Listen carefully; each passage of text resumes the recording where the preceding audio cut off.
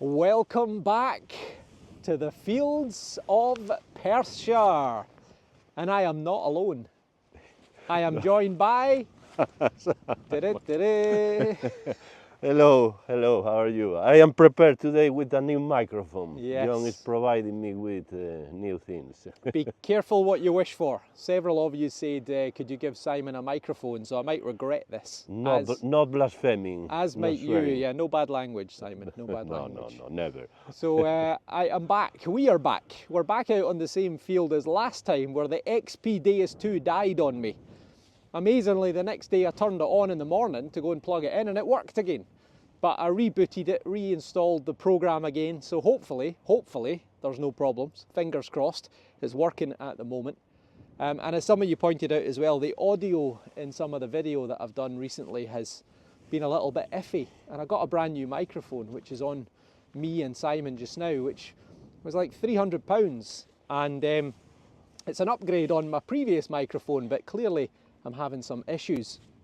I think it's the artificial intelligence. There's some sort of noise cancelling feature. So I've turned that off because I think the beeps from the pinpointer and the detector were then filtering out my voice at the same time. So we're going to give it a bash. But we're back on the same field where I got the great big palm guard, which I forgot to add in the summary. Simon got a lovely buckle, which we think's 15, maybe 1600s. Yeah. And he also got a beautiful silver coin as well. Yeah, that was my inauguration, so I have to follow the good luck for today. Yeah, hopefully. So his first silver. My second silver of first gold. First silver of 2024, that coin. That was my first silver, yeah. So I've hit silver, but I haven't hit a silver coin yet. So let's go and see what treasures there are to be found. When any video starts with me lying down, you know it's going to be a good one. I've had 2 fantastic coins already, and I've just hit a third. And it is an absolute stonker. A stoter of a coin. Well, I haven't even started yet. Just haven't even turned my machine on. I just looked down at the ground and saw a wee strange looking thing sticking out. And I found a little eyes only, a little carbon pencil. So I think it's for writing on slate. And my guess is it's probably Victorian in date, give or take. So probably from 1850, 1900 kind of period. But there we go, haven't even started, so that's a good sign. And also the field here is absolutely littered with pottery and glass, so hopefully that's a good sign. After my wee eyes only find, I'm straight in with a target. And it's a screamer. 84.85. See what happens. Still there. Are we going to be off to a phenomenal start after last time's disaster? Let's get the Garrett carrot and find out together. Well, that is not a coin. That is a great bit of tractor-related machinery. Oh well, things can only get better. Well, here is the next target. It was a bit of a ropey signal. Didn't sound amazing, and initially I just thought, oh, it's a little bullet or flattened bullet or something, but it's not. It's a beautiful little badge. You can see it looks like 3 stars with a line, and then a crown at the top, and an anchor. So I'm guessing it's something related to the Navy. Zoom you in a wee touch. Get a bit closer. But yeah, well, that's an interesting wee find. I can't say I've ever had one of them before. And you can see there's been a pin on the back which is broken.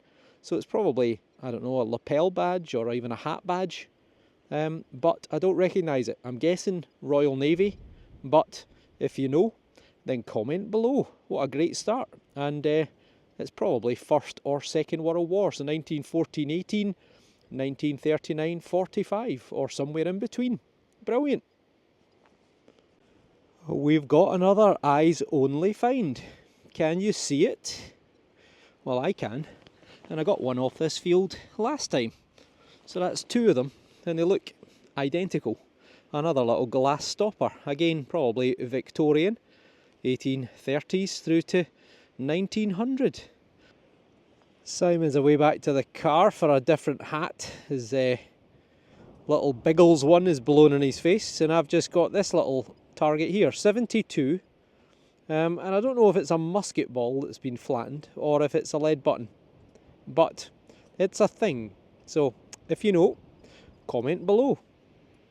Simon in the distance there, climbing over the fence, and that's him returned with the same hat on. So apparently he's forgot his other hat. It's in his car, which is 15 miles away.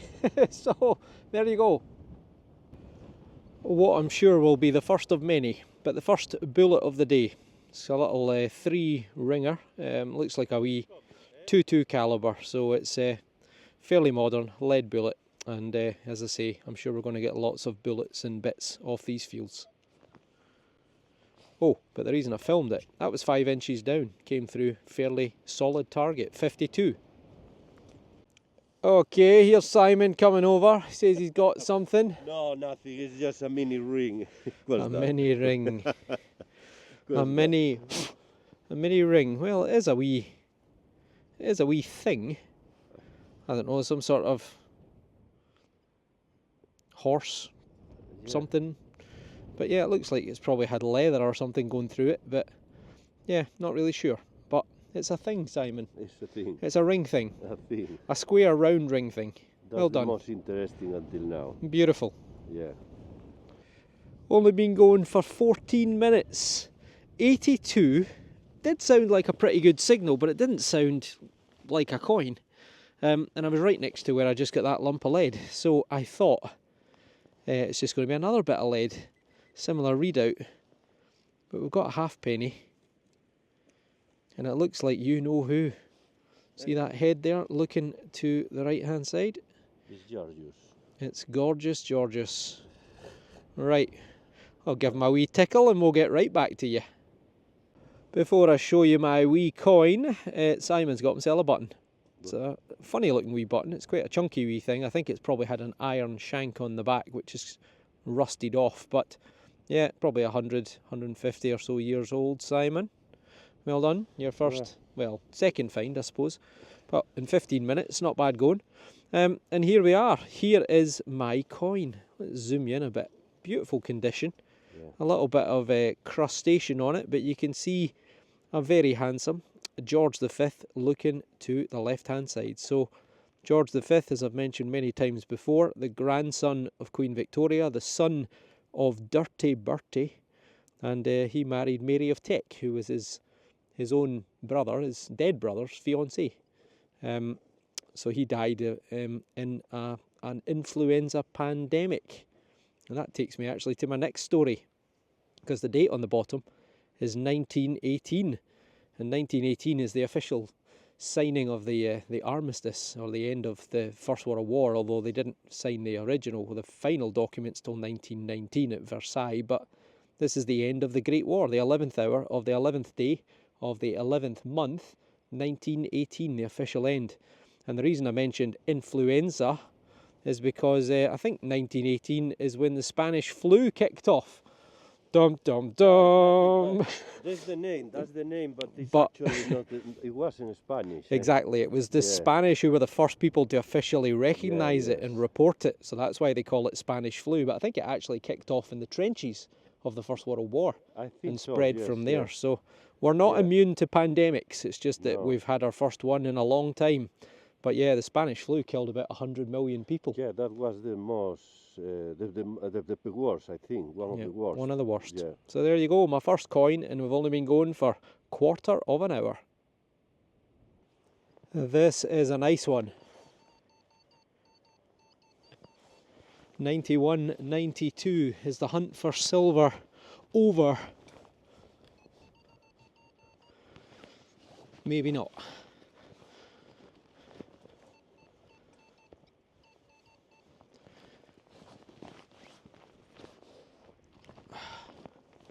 We're out. Oh, there's something round. I think we've got another coin. Right there.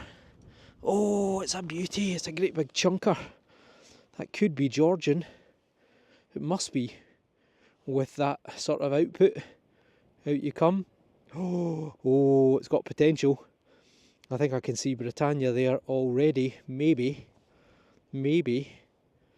Right, I think it's going to be a George III, looking at the size and shape of it, but let's see if the bendy thumb can bring it to life. Oh, there's definitely a head there. Mr. Potato Head, I think. And before I do clean it up, I thought it would be best to just show you a before and after. So that's the mud just lightly brushed off. And what I do is I let this dry out. I don't wet it. I let it dry out, and then I'll get the bendy thumb to work on it and see if I can burnish it and bring up some of the detail. But that's looking like a very nice George III. Maybe 1806, but we'll soon see if we can get a date. This might be one of the best George III's that I've ever found. This is before the bendy thumb. That's it just drying out and had a wee brush, a wee gentle brush. And you can already quite clearly see, but look at the reverse. It's even better. Very nice. And it's 1799, so older than I expected. And it looks like it's going to be an absolute cracker. So let's get the bendy thumb on it, see if we can bring out some more detail. Without doubt, one of the best George III coins that I have ever found. It's an absolute cracker in terms of condition. It is so nice to get such a beautiful coin. And you can clearly see in Latin, Georgius 111 de Gratia Rex. George III, by the grace of God, King. And you can see George himself, Mr. Potato Head, looking to the right hand side. And on the back, it's even better. Look at that for a reverse. Britannia seated with the trident and the shield, and the date at the bottom is clear as you like, 1799. An absolute beauty. Now I think it's a halfpenny, but maybe it's a penny, I'm not entirely sure, but it is in phenomenal condition. A really, really good sign for this field, just how good the condition of finds might be. So I'm over the moon with that. And in 1799, well, in 1900, 1 penny could buy you a pint. In 1880, 1890, a halfpenny could buy you a pint. So if this is a halfpenny, it's got to be 2 pints. If it's a full penny, well, surely that's got to be 4 pints. But poor old George, 1799, I think around this time, he was in reasonable health, but shortly thereafter, he went into rapid decline. And for the last 10 years of his life, until about until 1810, he was in a really, really bad state mentally. And his son had to take over as regent in 1810, and George died in 1820. So there you are, 60 years on the throne. But what a coin. I am over the moon with that. That is a fantastic find. Barely seconds after the George III, and I've only been going for like 30 minutes. 74, surely it cannot be a coin, it must be a button. 74, far, far too low for a penny. But you know what, it is another coin. What a start. 3 coins in 30 minutes, and it's a great big penny. Okay, back to you in a second. Well, we have another cracker, another beautiful coin, lovely olive green patina, and best of all, I've got a date at the bottom and I've got a bust on the other side. So it is Queen Victoria.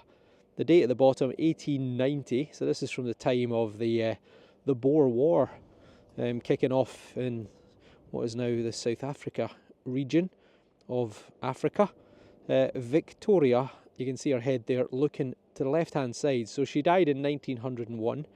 You'll see she's still got her young bust. So even by this point, she must have been in her 60s, but she's still portraying herself as an 18-year-old woman. Wouldn't we all love to do that? But yeah, 1890, so 11 years before her death, and all day long, this is a pint of beer in 1890, or a pound loaf of bread, depending on your preference. But let's go with a beer. Fantastic. 3 coins in 32 minutes. Oh, and Simon's got a coin. Brilliant. I've brought him to the right place. As ever, look, Simon's got a coin out the hole and he's determined that there's a second target. He's got Lucilla on the brain, honestly. Yeah, no, not this time. Yeah, I got a bit obsessed after Lucilla. The Denaris mark. It doesn't always work like that. Turning point in my life. It was. So it is a coin. Let's get Simon out my light. So it is a coin. It's a halfpenny. The back, if that is the back, looks pretty toasted to me. Is that a head? Is that the back? Oh, I can't make my mind up now. What is that? See any shapes on there, Simon? No. It's just very crusty.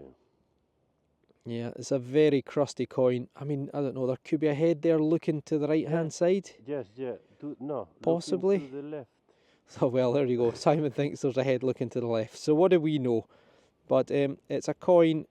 It looks like probably George III, looking at the shape and the size of it. And it's a halfpenny.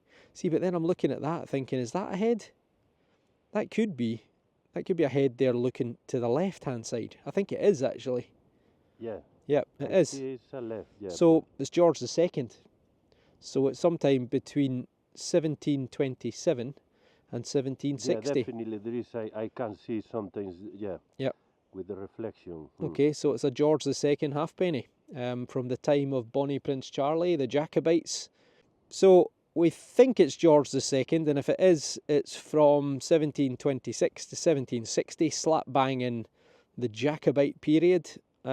And Bonnie Prince Charlie's rebellion, 1745-1760, which almost succeeded and then didn't, and ended in defeat at the Battle of Culloden on the 16th of April 1746. But a halfpenny, George II, and somewhere on there must be Britannia. Another absolute ear blower.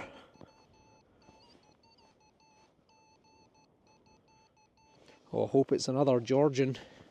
Well, I hope it's silver, but Georgian would be nice. I love getting nice Georgian coins. Ah, there's something. There, I think. Yep, it is. I think, though, it might just be a bit of copper. I think it was square rather than round. And it is. It's a keyhole. There you go. We found the key to the treasure chest. Well, the keyhole to the treasure chest. Still to find the chest. I don't believe it. I think I've got another coin. I've only been going for 40 minutes. I think I've got coin number 4. A really dog's dinner of a target. I thought, I'll just take a spadefill out, and then it vanished, and I took another spadefill out, it reappeared. Cut a long story short, it didn't sound great. I couldn't find it, filled the hole back in, and then just scanned again to double check. And, well, it could be a button actually. It could be a button, but it could be a coin. Well, I'll be interested to see if we can get some detail off it. But that is a thing. We'll find out in a second. I'm delighted to report it's a coin. So I've got coin number 4 in 40 minutes. It's a halfpenny. It is blank on the back, but it would have looked like this. You would see the early form of Britannia seated, and it's, I believe, George I this time. It's quite crudely made. It's not perfectly round. It's uneven. It's fat in places. It's thin in others. However, I can just make out a head looking to the right hand side. Hopefully you can see that as well, but it's a bit difficult with this low winter sun. The light is not ideal, but we've got George I looking to the right hand side. German George, as he was often referred to, because he was from the House of Hanover, and when Queen Anne died in 1714 he inherited the throne. It should have actually been his mother, Sophia of Hanover, who was an amazingly intelligent, articulate and bright woman, but she died in a lightning storm, possibly struck by lightning, just 2 months or so before she was due to take the throne, just 2 months before Anne died, and it thrust her gibbering idiot of a son, George I, for want of a better description, it thrust him into top spot. So German George became George I.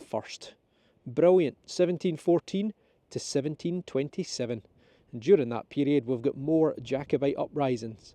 1715 was the Battle of Sheriff Muir, and 1719 was the Battle of Glen Shiel. And at the Battle of Glen Shiel there were 1,200 Spanish Marines, one of whom's ancestors was the man you can see crouching down at the far side of the field. Spanish Simon. And I should add that the 1719 rebellion was a complete disaster. But it was nothing to do with Simon's ancestors. It was good old Scottish bad planning. My first bit of furniture, some sort of finial, decorative, probably Victorian or maybe Georgian, but it's better than aluminium. We've got a little bit of sleet and hailstones blowing through at the moment. I got this target very deep, about 18 inches, believe it or not. And I thought at first, oh, it's deep iron, but it's not. I don't know, it's maybe actually part of another box iron. It's got that sort of look to it. It's almost like a stone rather than a metal, but trust me, that weighs about 200 grams, about half a pound. So, well, if you know, comment below. Well, so much for a dry day. We're getting all kinds of weather, but at least we're wrapped up warm. Well, apart from Simon's hat, which he's forgotten. But my first button of the day, I think. It's a wee 4-holer, 100 or so years old. Simon just let out a big squeal from 30 feet away. Ah, well. I need to learn playing golf. Definitely, it's my third golf. Well, I thought you were going to produce a silver coin, Simon. No, not a Titleist number 2. Oh well. Okay. There you go. Haha. Well, it's been a bit quiet. Haven't had a decent find in an hour after getting off to an absolute flying start. It's a musket ball, lead, fired from an old-fashioned musket, ramrod and all that, and probably 17, maybe 1600s. I think it's been fired. It's got a wee dimple in it there, but it's quite soft ground, so probably just missed and went into the ground. Brilliant. Not long till lunch. A worthy target to dig. 83 halfpenny territory, and we're out, which is good because God, I've dug some really deep junk in the last hour. Right, we got the musket ball not long ago, so have we got something else? There it is it? I think it's lead. Oh. It is, it's a big bullet, I think. It is, a great big lead slug. There you go. Well, gone from musket ball to bullet, but it's an old one. Again, probably early 1800s, I would think, but well, it's a thing. Simon says he's got something. What have you got, Simon? What I got here, maybe it's another golf play. No, golf ball, no, another golf ball. No, it's a cat. It's a cat. It's a padlock. Yeah. But it does look like a cat. It's got writing on it, but well, it's going to be difficult to read that. But yeah, it's the face off of an old padlock. Probably 100, 150 years old, Simon. Well done. Yeah. Okay, the last target before lunch. 81. Sounds okay.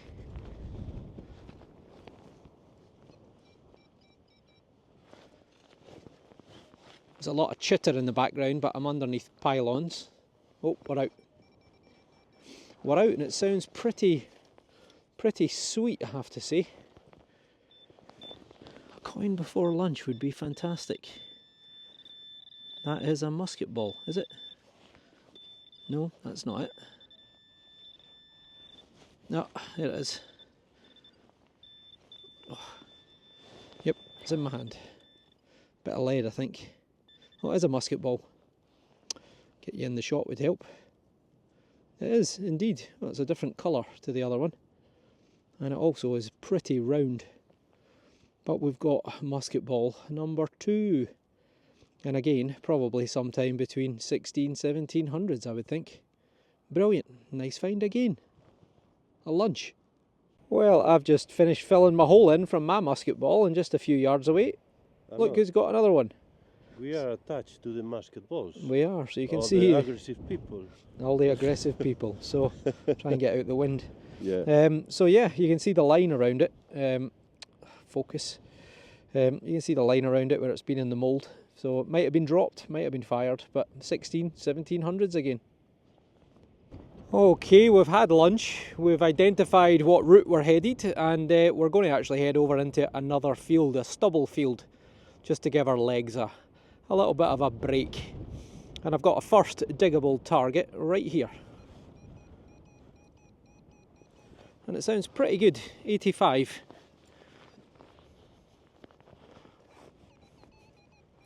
Now not quite so good. But maybe that's the new tones on the new machine that I'm still getting to grips with. Or the new version, should I say.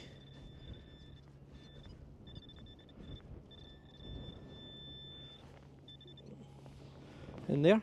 Nope.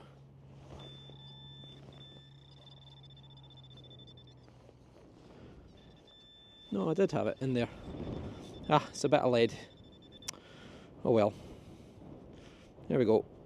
A big sheet of lead for first target after lunch, which was delicious. Freezing. Simon's giving out the shout.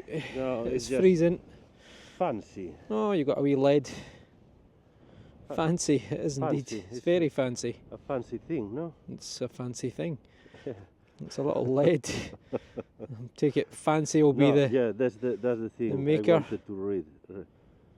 Oh, I'm going to need to zoom you in, folks. Let's see what we've got. The moment of the truth. I can't read it. It says A and W Glen in the middle. It's going to be a struggle to get the rest of that, I think, for me at least. Flour. Of Scotland. Flour. No, flour as in baking bread. Ah, Flour something. So it's a sack. It's a flour sack seal. Okay.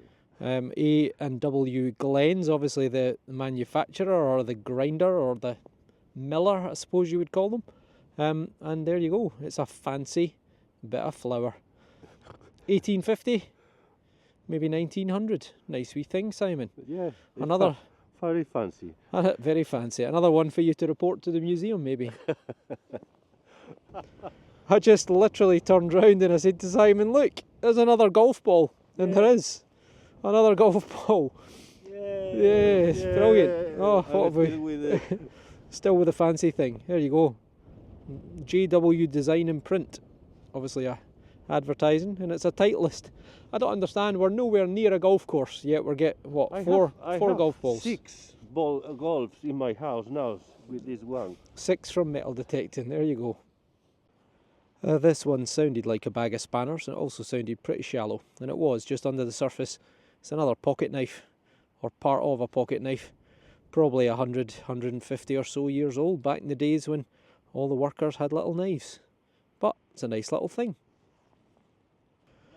From a distance, Simon said, I found what looks like a ball. No, and now I realise he's saying bomb as he comes closer to me. It's just... Thankfully, it's not a bomb. No, well, no, I don't know. It's something. No, it's part of an iron tool. But I looked at the end there and thought, is that a fin? But no, I don't think it's a bomb. But let me give you that back, just in case. Not 2 minutes ago, Simon shouted, in fact, not 20 seconds ago, Simon shouted musket ball, and I got an 80, and I got a musket ball. So I think that's number 3 for me, and I think Simon's had 2 or 3 as well. Well, it wouldn't be a day's detecting without one, would it? Until you've dug 5,000 of these, you cannot call yourself a metal detectorist. The other day we were on the field directly opposite, just about 100 yards away from where we are, and we've got loads of musket balls down here. I think this is my 4th or 5th now. I think Simon's got 3, and I think I got 5 on the other side of the road, so maybe there was a wee skirmish here at some point in history. We'll never know. 70, fairly shallow, and it looks like I've got my first older button. I've had a few 4-holers which are about 100, 150 years old. It's still got the shank on the back there. I think it'll be plain, but you never know. Nope, just a plain one. Sun's come out at just the right time to show it off a little bit. But yeah, plain design on that side, a little loop on the back, and that's probably 1700s, I would think. So probably 250, 300 years old. Well, that's us for this field. Finally managed to drag Simon off, unwillingly. And that's us. We're going to head into the field next door, which we've barely done. Stubble field, so easier walking. Simon got a great big palm guard in that field the last time. So let's go and have a try. I've walked all of 6 feet into the field. Got a signal, 82, 83, from a depth of about 7 inches. Just there on the final scrape with the hand, out has popped a halfpenny, I think. But it's seen better days. It's quite vended, no? Yeah. Maybe a love token. A love token. Simon's got love on the brain. Okay, Yeah, I think we'll be struggling to get in off this one, but maybe the bendy thumb will defy the odds. Unbelievably, I've managed to identify that. As you can see, it's pretty bent and buckled, but at the bottom there is a date, and it is either 1907 or 1909, and both of those dates were during the reign of Dirty Bertie. So Edward the 7th would be somewhere on there, possibly there, but I really don't know. But either way, Dirty Bertie, the son of Queen Victoria, the Playboy Prince, and if he was alive today, he would be in a special place for people with serious addictions to sex. So there you go, Dirty Bertie by name, Dirty Bertie by nature. And I'm just filling my hole back in, and Simon has just screamed, "I got a coin!" And just 20 feet away. Waiting for me here. Oh, it looks like a big penny. Try and get an imprint. Let's see it up here. Right, peel it open. Oh, not really. No. It's not looking in great condition. It looks pretty crusty. I think we'll be struggling to get anything off that, Simon. But it is a penny. We'll do our best. I think that's the worst coin. I'm not even going to try and get the bendy thumb on that, because I think I would rip my fingerprints off. It's that rough. But yeah, pretty waterlogged ground, or just been a lot of fertiliser dumped here, but it's a penny, and who knows, could be Victorian, could be Albert, could be, sorry, Edward, could be through to George the Fifth. Could be Simon. No, we haven't had a King Simon. We haven't had a King Simon yet, but there you go. First. So at least it's going to be about 100 odd years old, so it's a coin. I think I'm one off my record for musket balls in a day. I'm sure my best day ever has been 6 in a day. Got 5 last time, and I think this is number 5. But it's yet another musket ball. We're just immediately on the other side, that ploughed field on the other side there, that's the one that we were in before. And the other one that produced all the musket balls last time was off to the left. So clearly there's a bit of artillery being going on here. Simon's let out a shout. We'll go and see what he's saying. I can't make him out. A musket ball as well. That's what I've just got. So, musket ball each. So, there's plenty happening here. We've got another screamer. 81, 82. Could be another musket ball, you know. And we're out.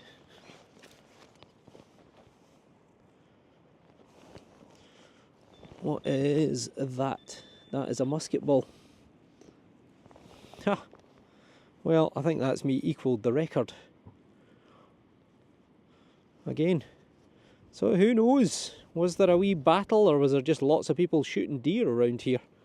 Who knows? But I do know that during the 17th century there was a huge amount of soldiers passed through this area, would have camped along the way during the time of the Covenanters. So there you go. Could be relevant. I got another coin from a good depth again, 7 or 8 inches, bit of a tetchy signal. And then I found it just pinged out on the last wee handful. And it's a penny, and it looks in better condition than Simon's one did. So hopefully the ground's a bit better quality for coins. Although saying that, it's still not great. Right, we'll dry it out and get back to you. Fantastic, I think that's number 6 in the coins as well. My hopes for it being in better condition were pretty misplaced, unfortunately. However, amazingly, I can just see at the bottom left, VIC for Victoria. So it's Queen Victoria again. It's a penny. So it's going to be sometime between 1837 and 1901. And again, depending on the period, a couple of pints. By the time we get to 1900, about a pint. So not bad at all. Right on the top of the hill, we've got a screamer. 87. Could be aluminium, could be something better. Could even be a big bit of lead. Dare I say another musket ball? It was shallow. Nope. It's old aluminium. Darn. A bit of a debatable one just under the surface. To be honest, I expected some aluminium, and it's a coin. It's another farthing, a quarter of a penny. But as you can see, it is toasted. I mean, that would probably all pick off and maybe I'd get a little bit of detail out it, but there's a couple of letters there. It's definitely a quarter of a penny, a farthing, and yeah, probably Victoria or one of the early Georges or Edwards in the middle of the, or the early part to the middle of the 1900s. But it's another coin. Well, I think that's the record set. Another musket ball. This one clearly been fired, but I think that's me up to 7 now, which from memory is the best I've ever done in a day. Normally we're lucky if we get 1. So something's definitely been happening here. Definitely film this one.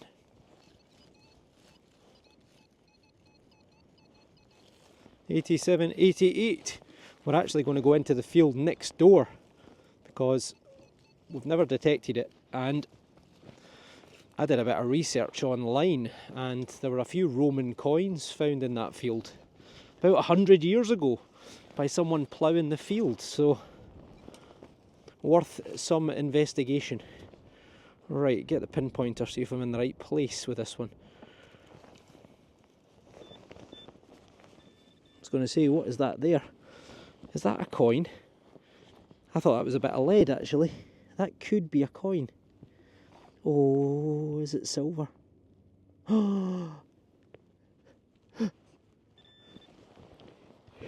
Yes! Yes! Yes! Silver! Oh, I don't believe it, at last! The drought is over. Well, thank God I filmed that one. Simon! Simon! Yes! Simon's on his way. We've got silver, and my God, did you see the angle of that? It was almost on its edge. Well, that is fantastic. My first silver of 2024. Well, silver coin of 2024, and I think we're on about the 10th of February today. So, it looks like it's going to say sixpence. I can see the words pence. At least. Now, it looks like a head looking to the right hand side, so I think it's going to be Dirty Bertie. Dirty Bertie, you beauty. Typical that we're in a real wind spot. So if this is really bad audio, then I'm going to have to edit over the top of it. But we'll give it a wee wash, and it is definitely a sixpence. Look at that! Oh, it's a cracker. Just like the one that Albert got the other day, except this one, I think it is. It's Dirty Bertie, it's Edward. It's Queen Victoria's son. And that's the halfpenny that I got, I think, when I came in the field, wasn't it? That is a beauty, absolute beauty, and he's quite rare to find in copper or nickel, never mind in silver. I will dab this up and get back to you. Yes, Simon! And look, I've got a handy little hand model here for me. Look at that. Dirty Bertie has a dark side. Eh? He certainly did have a dark side, and he's got a dark side to one of his cheeks as well. So there you go. Oh, fantastic. Very nice. I have waited and waited for silver. And finally, it's here. Oh, focus, there we are. So Edward the 7th, by the grace of God, King of the Britons, Defender of the Faith, and Emperor of India. A really beautiful coin. 6p. Well, the date at the bottom is 1905. So it's definitely 92.5% silver. And that is an absolutely beautiful coin. So that's two stunning coins that I've got today. A George III from, I think it was 1797, and a silver 6p from 1905. Woo-hoo. Now I think it was about 2.5p a pint, so maybe 3p a pint, so 2 pints, maybe 3 pints if it was a... Oh, you invite tonight. Well, you know, I like to You drink. can pay with that in the bar. I like to drink heavily on my own. So, brilliant. Absolutely brilliant. Well, folks, I've decided to split this into a part 2, so I hope you enjoyed, and trust me, part 2 is going to be amazing. So hopefully I'll see you on the next dig. Take care and thanks for watching.